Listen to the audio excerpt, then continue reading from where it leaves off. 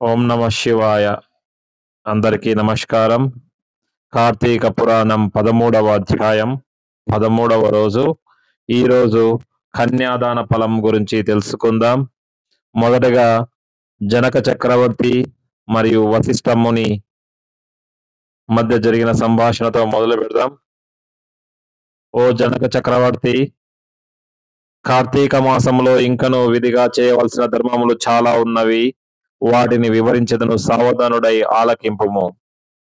కార్తీక మాసంలో నదీ స్నానము ముఖ్యము. దానికంటే ఒక పేద బ్రాహ్మణుని కుమారునకు ఉపనయనం చేయుట మరీ ముఖ్యము. ఒకవేళ ఉపనయనకు అగు ఖర్చు అంతయు భరింపశక్యము కానప్పుడు మంత్రాక్షలు, దక్షిణ తాంబూలాది సంభావనలతో తృప్తిపరిచిన ఫలం కలుగును. ఈ విధముగా ఒక పేద బ్రాహ్మణ బాలునికి ఉపనయం చేసిన ఎడల ఎంతటి మహాపాపములు చేసి ఉన్నను, ఎంతటి దుష్కృత్యములు చేసి ఉన్నను, ఎంతటి వ్యభిచారము చేసి ఉన్నను, ఆ పాపములన్నీయును పోవును. ఎన్ని నూతులు తటాకములు తవ్వించినను పైన చెప్పినట్లుగా ఒక బ్రాహ్మణ బాలునికి ఉపనయం చేసినందువల్ల వచ్చు ఫలంనకు సరితూగవు. అంతకన్నా ముఖ్యమైనది కన్యాదానం.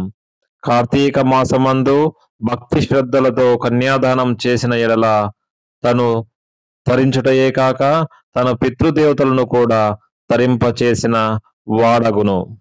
ఇందులో ఒక ఇతిహాసము కలదు, చెప్పెదను, శ్రద్ధగా ఆలకింపుము. సువీర చరిత్రం. ద్వాపర యుగములో వంగదేశములో గొప్ప పరాక్రమవంతుడు శూరుడు అయిన సువీరుడు అను ఒక రాజు ఉండెను. అతనికి రూపవతి అను భార్య కలదు. ఒకసారి సువీరుడు శత్రు రాజులచే ఓడబడిన వాడై భార్యతో అరణ్యమునకు పారిపోయి ధనహీనుడై నర్మదా నదీ తీరం నందొక పర్ణశాలను నిర్మించుకొని కందమూల ఫలాదులను భక్షించుచు కాలము గడుపుచుండెను. కొన్ని రోజులకు అతనికి భార్య ఒక బాలికను కనెను. ఆ బిడ్డను అతి గారాభంతో పెంచుచుండిరి. క్షత్రియ వంశమునందు జన్మించిన ఆ బాలికను ఆహారాది సదుపాయములు సరిగా లేకపోయినప్పటికీ శుక్లపక్ష చంద్రుని వలె దినాభివృద్ధి నొందును. అతి గారాభంతో పెరుగుచుండెను. ఆమె చూచు వార్లకు కన్నుల పండువుగా ముద్దులొలుకు మాటలతో చాలా ముచ్చటగా ఉండెను.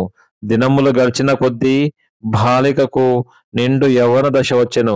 ఒక దినమున వనప్రస్థుని కుమారుడా బాలికను గాంచి ఆమె అందచందములకు పరవశుడై ఆ బాలికను తనకిచ్చి పెండ్లి చేయమని ఆ రాజును కోరెను. అందులకు ఆ రాజు, ఓ మునిపుత్ర, ప్రస్తుతం నేను కడు బీద స్థితిలో ఉన్నాను. అష్టదరిద్రములు అనుభవించుచున్నాను.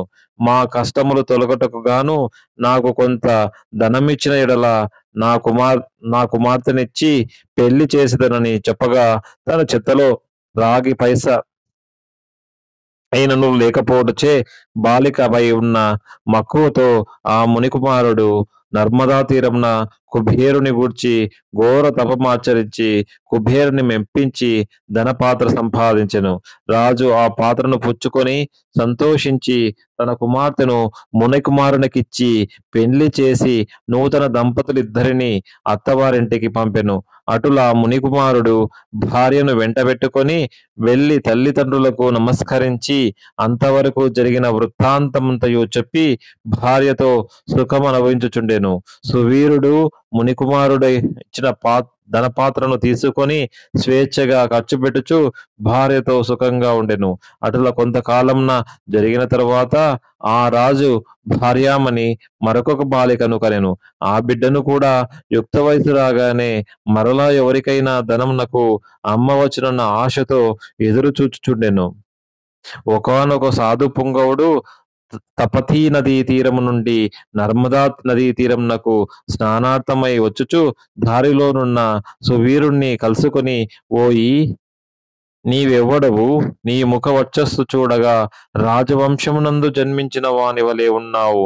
నీవు ఈ అరణ్యమునందు భార్యాబిడ్డలతో నివసించుటకు కారణమేమి అని ప్రశ్నించగా సువీరుడు, మహానుభావా! నేను వంగదేశము నేలుచుండెడి సువీరుడను రాజును. నా రాజ్యంను శత్రువులు ఆక్రమించుటచే భార్యా సమేతముగా ఈ అడవిలో నివసించుచున్నాను. దరిద్రము కంటే కష్టమేదియునూ లేదు. పుత్రశోకము కంటే గొప్ప దుఃఖము లేదు. అటులనే భార్యావియోగము కంటే గొప్ప సంతానము మరొకటి లేదు. అందుచే రాజ్యభ్రష్టుడనై ఈ కారడవిలోనే సకుటుంబముగా బ్రతుకుచున్నాను. నాకు 2 కుమార్తెలు. అందరూ మొదటి కుమార్తెను ఒక మునిపుత్రునికిచ్చి వాని వద్ద కొంత ధనం పుచ్చుకొంటిని. దానితోనే ఇంతవరకు కాలక్షేపం చేయుచున్నాను అని చెప్పగా, ఓ రాజా! నీవు ఎంతటి దరిద్రుడవైనను ధర్మ సూక్ష్మములు ఆలోచింపక కన్య నమ్ముకొంటివి. కన్యా విక్రయం మహాపాతకములలోనొకటి. కన్యను విక్రయించిన వారు అసిపత్ర వనమును నరకమనుభవించెదరు. ఆ ద్రవ్యంతో దేవముని పితృదేవతా ప్రీత్యర్థం ఏ వ్రతము చేసినను వారు నశింతురు. అదియునుగాక కన్యా విక్రయం చేసిన వారికి పితృదేవతలు పుత్రత సంతతి కలగకుండా శపింతురు.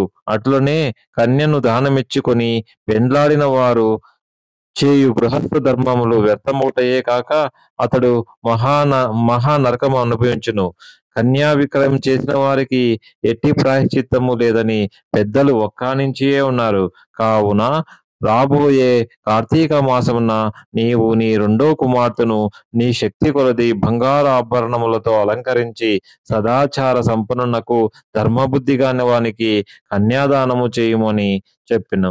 అట్లా చేసిన యెడల గంగా స్నానమునచరించిన ఫలము, అశ్వమేధ యాగం చేసిన ఫలమును పొందుటయే గాక మొదట కన్యను అమ్మిన దాని పాప ఫలము కూడా తొలగిపోవునని రాజుకు హితోపదేశం చేయగా, అందుకు ఆ రాజు చిరునవ్వు నవ్వి, ఓ మునివర్య! దేహ సుఖం కంటే దాన ధర్మములో వచ్చిన ఫలము ఎక్కువ. సుఖముగా తాను బ్రతికుండగా భార్యాబిడ్డలతోనూ సిరి సంపదలతోనూ సుఖముగా ఉండక చనిపోయిన తరువాత వచ్చెడి ఏదో మోక్షము కొరకు ప్రస్తుతమున్న అవకాశంను చేజేతులా జారవిడుచుకుంటారా?